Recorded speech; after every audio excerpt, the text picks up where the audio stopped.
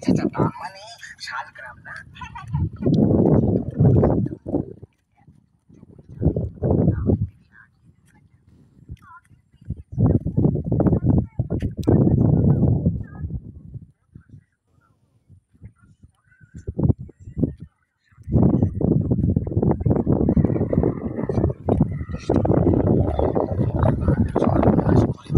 যেটা ভয় পেয়েছিলাম সেটাই হলো, ভীষণ বৃষ্টি।